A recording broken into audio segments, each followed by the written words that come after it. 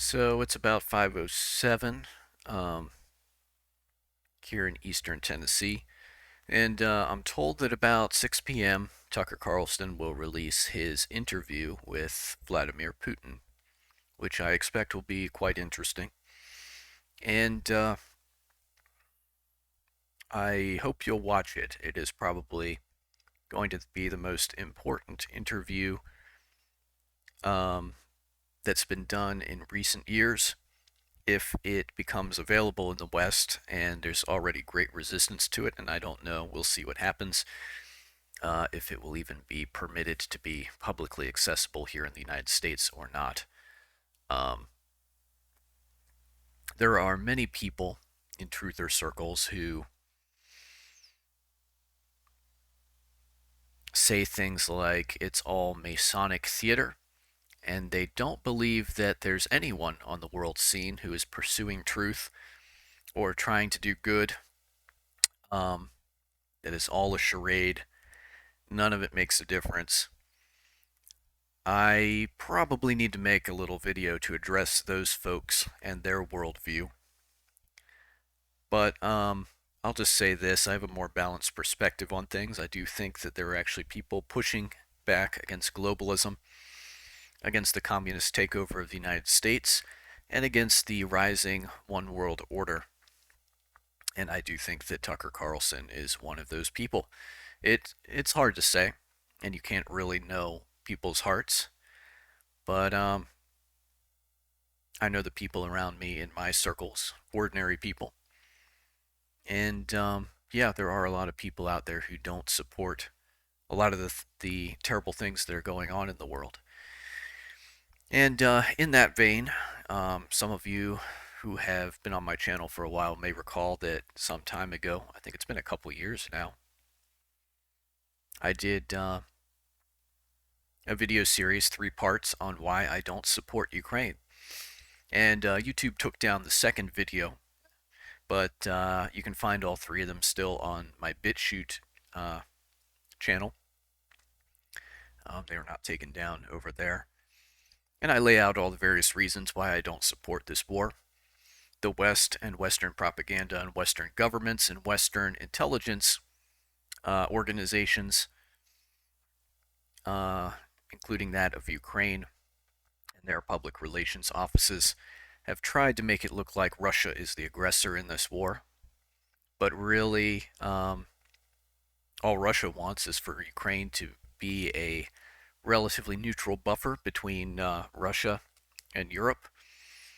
And Russia, let's just put it this way, there was violence in those eastern breakaway republics because there were people there who wanted to join Russia, and there were people there who wanted to stay under Ukrainian authority, which, understand something, Ukraine's government is illegitimate. It's a puppet government that the United States CIA set up, Victoria Nuland and her filthy ilk.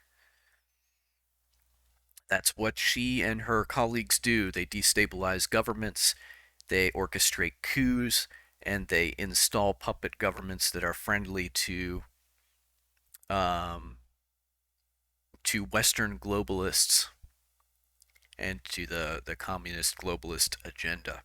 That's what they do. And that's why, for example, you see that Ukraine has made their main public relations spokesperson an American transgender. Um, yeah, that's right. Ukraine is just an extension of the propaganda arm of the West. And there's violence in those breakaway republics before Russia even crossed the border. Understand that Putin's a patriot. And I'm not saying that, Russia are the good guys in this necessarily, but in many ways they are more righteous than the West. They do stand for family values. They're opposed to radical agendas. They're opposed to the transgender movement. They're opposed to recruiting children into the homosexual movement and things like that. Yeah, Russia is more righteous as a society than the West is. Now, their government still has corruption, of course, and Putin certainly has blood on his hands, but he is a patriot, and what he wants to do is unite all the Russian-speaking peoples under the flag of the Russian Federation. And there was violence and many people killed in those eastern breakaway republics before the Russians even stepped in. And the Russians went in with several different goals in mind. They've stated these: the denazification of Ukraine, because Ukraine does have the world's only, to my knowledge, the only official Nazi military unit in the world is a Ukrainian military unit. Um, that was one of Putin's goals. Another of his goals was just to protect the Russian-speaking peoples there in the eastern breakaway republics and to support the will of the people there. And let me say this, as an American patriot, I do hold to the right of people everywhere to self-determine their own government. And if those Russian speakers in those eastern breakaway republics within Ukrainian territory, if they wanted to go back and rejoin Russia, that was their prerogative. They should have been permitted to do that. Now, the West is never going to let that happen because the West has goals for Ukraine. And then finally, another thing that the Russians wanted to do was to neutralize the 24 biolabs that the United States is illegally running in Ukraine. And understand that this is not something that the U.S. is just doing in Ukraine. The United States is doing this in China as well, because there's a lot of collusion between corrupt American politicians and the Chinese Communist Party. Understand that COVID began in a biolab here in the U.S. under Fauci's purview in, I believe it was North Carolina. And even at that point in time, the so-called Chinese bat lady was involved with the project. And then when gain-of-function research, which is just code speak for, is this thing lethal enough to be useful as a weapon? Once gain-of-function research proved promising, the entire project was moved to the Wuhan Institute. And what's going on here? Well, the U.S., there's some types of research that we can't legally do on our own soil. And so we partner with entities in other countries to, I guess you could say, sort of lease us laboratory facilities in those countries. And this happens all over the world. And the U.S. is involved in some nasty, nasty little things.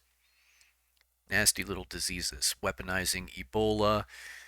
There's whispers that they may have smallpox samples. There's a story recently that smallpox, or at least samples that were labeled as smallpox, showed up in a, I believe it was a university in Pennsylvania. I talked about this in one of my videos at some point.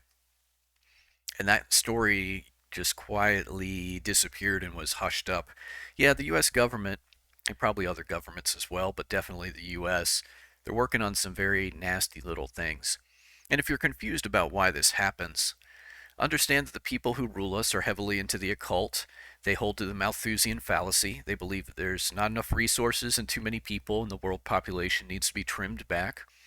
Pandemics are one of the ways that they're going to do this. And where did these philosophies come from? Well, probably many different places, but in some of my other videos, including my recent videos about restricted technology, I pointed out that after World War II, the Soviet Union and the United States snapped up a lot of Nazi scientists. And we are talking hardcore Nazis, some of whom were war criminals and high-ranking Nazi party members. And these guys were infused into Western pharmaceuticals and into Western hard sciences, especially like rocketry and the space program. Um, and you may recall, if you studied history in school any, that the Nazis were pretty amoral. They were pretty ruthless. They were very goal-driven. They were all about the pursuit of knowledge and power. And they weren't really too squeamish about killing large numbers of people to achieve those things. And these are the people who have been driving Western science and technology and the pharmaceutical industry. And likely their philosophy and ways of doing things are still present within, bioweapons research and things like that today. And we're going to talk about that a little bit. So yeah, there are these U.S. biolabs in China, and there will be other pandemics that the establishment, the government is actually behind. It's just going to happen. They're always talking about these things. They've got plans for them years before they happen, and then they happen and unfold in ways that are eerily similar to these simulations that they just happen to run in these think tanks. That's not coincidence. And they just also happen to have millions of doses of um, antidote, let's just put it that way, for these things in advance in some cases. That's not coincidence. Anyway, so yes, there are bioweapons labs in China that the U.S. is partnering with the CCP and other entities to do illegal research. There's biolabs in nations like Georgia. So this is a document that I saved from southfront.org, which this particular article has been taken offline and put back online. I don't know if it's up right now. I tried to search for it, but I couldn't find it on any um, search engines. I guess I could have tried to just go directly to Southfront. I didn't really think to do that, but it doesn't matter. I had it backed up already, so it wasn't a big deal. Now, there is some criticism that Southfront is because this particular article was written by, I believe, a Bulgarian journalist, um, award-winning Bulgarian journalist, I believe. Yeah.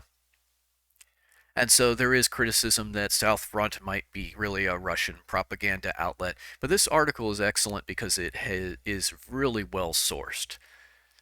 Pictures, people, specifics on what sorts of things they're doing at various lab locations. And what's interesting, I had it down there, opened up to that section about biolabs that the U.S. was running in Georgia, the nation of Georgia, and how they were weaponizing sand flies. And this may sound familiar to you because, there's that story that Fauci and the NIH were experimenting with sand flies. Maybe that was sand fleas in Fauci's case. Actually, I'm not too sure off the top of my head. So let's shelf the Fauci connection for now. But this is all about how these different weird flus, viruses, and diseases are weaponized in these labs and then used against populations. And specifically, this article talks about how these biolabs in Georgia were trying to weaponize sandflies as a vector or a means of spreading various diseases. And these sandflies then,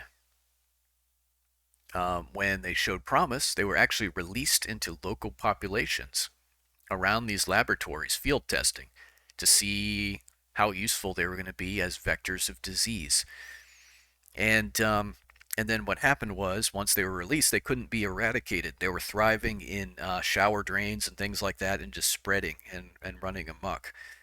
And the reason why I touch on sand flies in particular is because we have this interesting story. This was on the Gateway Pundit. Skin disfiguring parasite that plagues Middle East, Latin America, and Asia now detected in U.S. CDC warns. Oh my. So this parasite is spread by biting sandflies. How about that? That's a mighty interesting little connection there. So is this just, and it doesn't really, these weaponized sandflies. My question is this just coming full circle, where where now, uh, we are feeling the repercussions, the consequences of the nasty nasty things that our corrupt government is doing in secret around the world. Is there a link here between these sandflies and these parasites that they're spreading now in the U.S. and these bioweapons programs that the Pentagon is funding around the world in other countries, so that they have plausible deniability about their involvement? And really, this video is because I do expect that we're going to see some interesting things coming out in this interview that will drop in about 40 minutes here, hopefully. I'm looking forward to seeing it if I can. If that's possible, it might be hard to watch early on. depending on the traffic and depending on whether it's suppressed or not. I will find it eventually if it's out there on the internet, and I will watch it, and I hope you will too. But what we're going to see, I think, is that the Russians want peace. It was, the West is kind of painting him out to be this Hitler, and, he's trying to take all of Ukraine and then he's going to go on to Europe. That was never his intention. He wants to unite all the Russian-speaking peoples of the world under the banner of the Russian Federation. Yes, but really all he was intending was to go in and secure these eastern breakaway republics in Ukraine. He didn't want the whole of Ukraine, but what's happened is through this propped up puppet government in Ukraine, the Ukrainians have just been made to throw themselves against the Russians. And really with disastrous effect because the Ukrainians are comparatively disorganized and and you can give them all the money in the world, you can give them all the munitions in the world. That doesn't make up for just training, coordination, communication, and having a plan, which they don't. And I've heard at this point, it's hard to say, but I've heard at this point 600,000 Ukrainian men dead. Um, and then probably the numbers into the millions of casualties, I'm sure, with, collateral damage and what have you. Really, what's happening, and I do expect that Putin is going to talk about how they want peace. He has offered peace at least twice, probably more, because I kind of stopped paying attention at some point to all the intricate details once I had the gist of the situation in mind. But Putin has offered peace on numerous occasions, and the West has refused to deal with him. That's because the West are warmongers. The military-industrial complex in the West is making money for people who make decisions, like members of Congress. Members of Congress are invested in Raytheon and other military-industrial complex companies. They make money when we go to war. Therefore, we always have a perpetual state of war. And whatever lies need to be told to support these illegal foreign wars are told. Many members of Congress are war criminals, and they need to be brought to account and given the just punishment for their actions. Congress is supposed to declare war before going to war, but unfortunately we live in a political climate now where things just get done under the table, where we just give money and weapons, under the table to these other countries to carry out these shadow proxy wars against our enemies. It's a disgusting situation. So I do think that in this interview we'll see that Putin and the Russian people, they want peace. The Ukrainian people at this point, I'm sure, want peace. The Ukrainian government doesn't want peace, but that's because their handlers in the West don't want peace. The British government, corrupt. The American government, corrupt. They want war. Now, there are many individual European countries that want peace as well, but the power structures, the communist globalist establishment, they want war because Russia stands in the way of a one world order, a Western flavor of a one world order.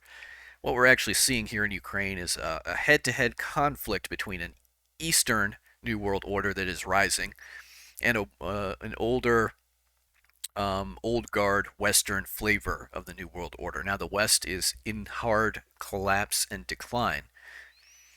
And the economic system in the West and the money and everything, it's all about to come tumbling down, but they can prop it up a little bit longer with warfare.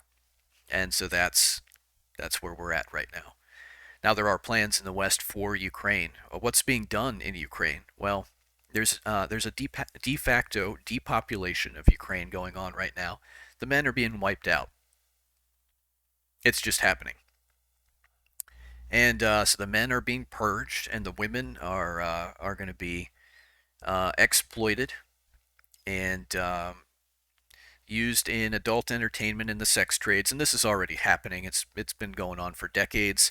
And that's just on a societal level with the values that they're pushing and how they're encouraging people to live in that country. So basically, if you think about it, in the ancient past, when an army conquered an area and went in, They would often kill the men and rape the women. And that's exactly what's happening in Ukraine. There's just a little bit more of a civilized guise going on there. The men are being sent off to war to die, and then society itself is teaching women to be sexually promiscuous tramps. And so, women in Ukraine are going into the sex trades, adult industry, and things like that. And so the de facto end effect is the same as the plundering hordes of the past going in and destroying a nation. But there's just a slightly different, more modern face to things. And the West does have plans for Ukraine. It's some of the most fertile land in the world and has abundant natural resources. Um, the West wants to divide that up, and most of the Ukrainians are going to be destroyed. Those who are left are going to be a subjugated labor, poorly educated, essentially slave class. And the West is going to move in and kind of take over management of that country. And and so with that understanding in mind, and I'm not speaking figuratively, there have been groups that have talked about this and written articles about it and published their intentions. This stuff's been broadcast out there from all manner of different sources.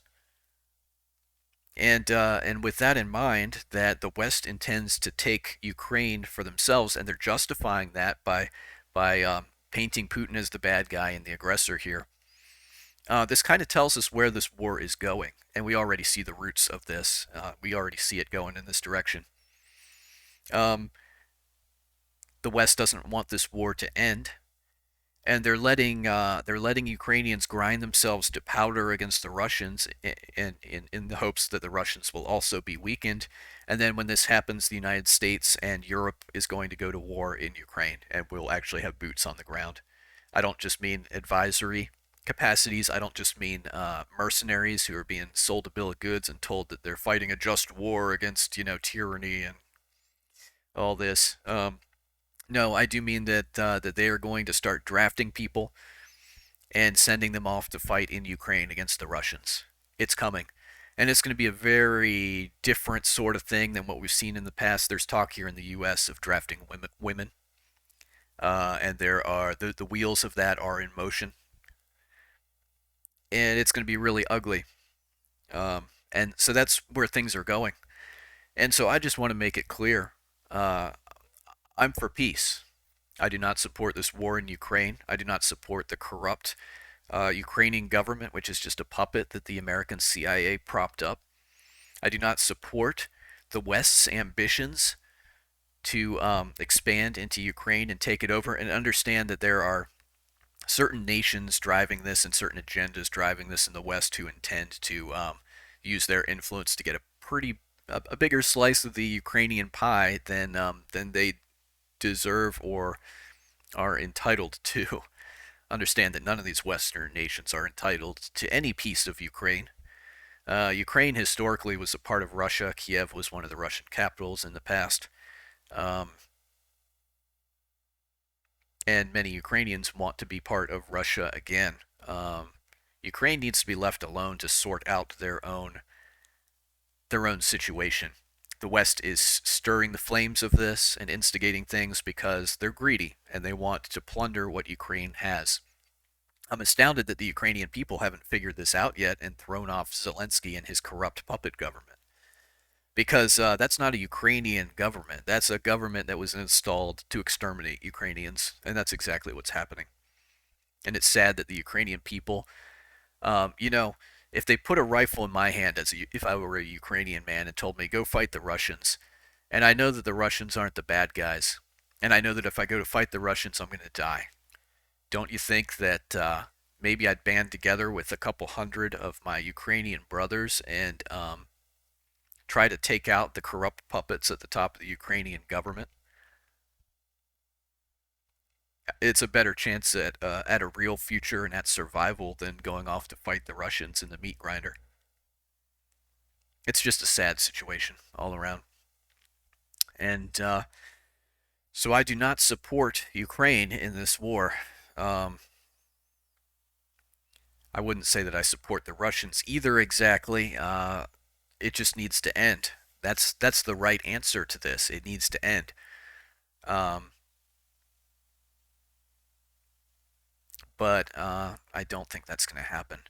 But I do think that that is a theme that we're going to see come out in this interview with Putin, because Putin is probably one of the shrewdest, most cunning, and long-thinking leaders on the world stage. And he's not a madman. He's been painted to be ruthless and a madman, but he's actually kind of politically moderate compared to a lot of others in Russia who actually are pro-war. But Putin's not. Putin's not really pro-war. It's a tool in his toolbox that he'll use if he has to. But he's willing to use diplomacy as well. And we should take him up on that offer if he offers to make peace again. And what the establishment in the West is afraid of with Tucker Carlson, and this is why they're talking about maybe not even letting him come back home and things like that, and why we might see this interview suppressed, um, is because it undermines the Western propaganda narrative, the one-sided story that everyone's been hearing from the CIA-controlled mainstream media, and you know, they don't want the other side of the story being told, because then people start thinking for themselves and realizing, hey, the Russians aren't these barbaric warmongers who want to conquer everything.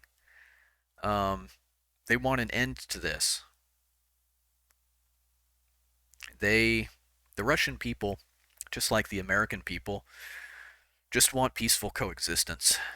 Unfortunately, it is the corrupt governments in the West and the Luciferian powers behind them that are all in favor of war, because war gets them to one of their end goals, which is massive depopulation. And it is a sad state of affairs. But I would encourage you to watch that interview if it becomes available and you get the chance. Thanks for your time. I hope this has been an interesting video. You guys have a good one.